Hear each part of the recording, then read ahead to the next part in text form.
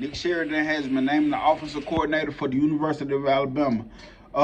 Like this hire a lot. Like this hire a lot. A lot of experience with Coach Killing the Board. A lot of experience with Coach Killing the Board. But before we dive into it deeply, welcome to Nick 7 Dream Sports Talk TV. Thank y'all for tuning in. Please like and subscribe to the channel. And to everybody out there, happy Valentine's Day. Happy Valentine's Day. So let's get into it, man.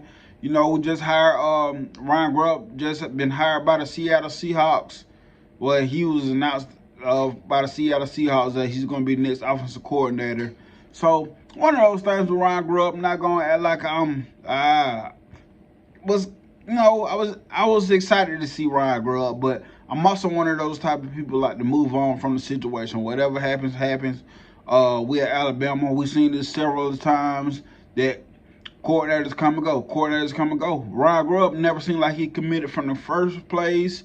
So it is what it is. But with that being said, we hired Nick Sheridan as the offensive coordinator. Somebody that has coached the tight ends. He was recently our tight ends coach, but been promoted to OC. Somebody that has worked as quarterback. Somebody that has been an offensive coordinator before at Indiana and worked with quarterbacks as well at other places as well as Indiana. So I'm very excited about this hire because I feel like this was a hire. It was probably already in the mind of Killing the Board, was probably about to happen. I feel like this was actually even discussed a little bit. Not facts about that. That's just something what I'm thinking. And I felt like regardless of what the start was for Coach Killing the Board, even if it was in Washington, I feel like this guy would have been his next OC anyway.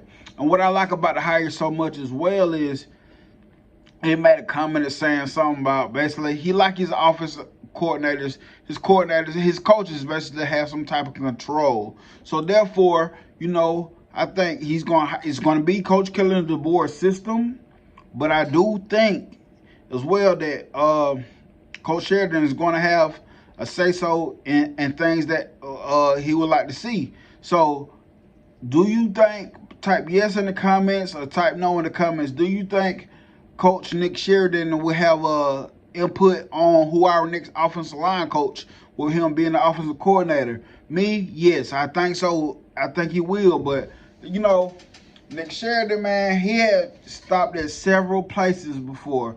Nick Sheridan was actually at, I think he had stopped at Tennessee before, once at Tennessee, South Florida.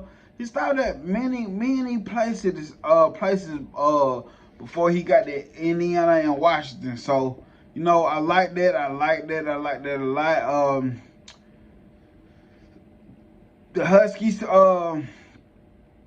were pretty good. I think Michael Penix was there at one point. 2019, the tight end, Peyton Hendershot, something like that.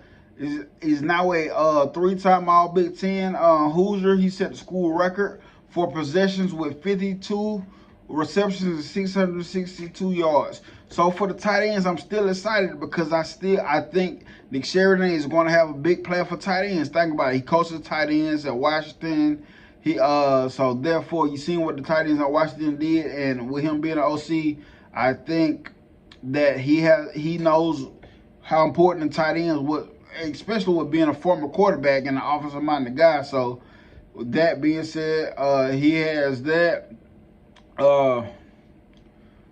Like I said, this dude, he had Michael Penix in 2020 as a Davey O'Brien Award semifinalist in the conference with in the Big Ten Conference, with 274.2 passing yards per game, and he was second. So, man, listen, the sky's the limit for Alabama. One of those things that I was asked about Sheridan, how long do you think he stays? I don't know, but I would say this with Alabama, man. Listen, with any coach that we have on staff, don't expect it to be long, because look at it both ways. If they do good, somebody's going to come hire them. If they're not doing good, we're probably going to move on. So with coaches, I'm not expecting no coach to stay long. So somebody asked me that. Coach Sheridan is one of the coaches that is up and coming anyway. It was a matter of time before he would became an offensive coordinator somewhere anyway. So if you ask me, I want to say 2 years. If he lights it up this year, you can expect him to go after one season. That's my opinion. This is just how this game works. I don't like it, but hey, these people try to move on to get bigger and better jobs and increase their opportunity. And we all know, even with the Coach Saban being gone, Alabama is still Alabama, and people are still going to use Alabama for a coach for a stepping stone. With Coach Kellen DeBoer, this is what I wanted to see. I didn't want to see it this quick in the game, but I am curious to see how he makes the hires after somebody leaves. And it was already told that when Coach Ryan Grubb took the job, say they basically already had a plan in place. So I like that. So let's see, was this the right hire? Do I think it was the right hire? Yes, I do think it was the right hire. Like I said, for one thing, the familiarity, the being familiar with Coach Kellen DeBoer is why I like this so much. But man, I'm excited about this Alabama offense. A lot of guys have received offers. A lot of top-notch guys have received offers from Alabama. Coach Kellen DeBoer, hey, you had to make your first I ain't gonna say hire, but replacement. Your first replacement at the University of Alabama. And I do think it was a good replacement. Good job on that. Good job on that. Like I said, he stopped at South Florida before as a quarterbacks coach. When he was 2017, he was named one of the top 30 coaches on the 30 by 247 Sports, and that's one of those awards that you are an up and coming coach. You are an up-and-coming coach, and that was, like I said, 2019, I think, it was with Coach Kellen DeBoer as the offensive coordinator, and Sheridan was the tight ends coach. So one of the top coaches,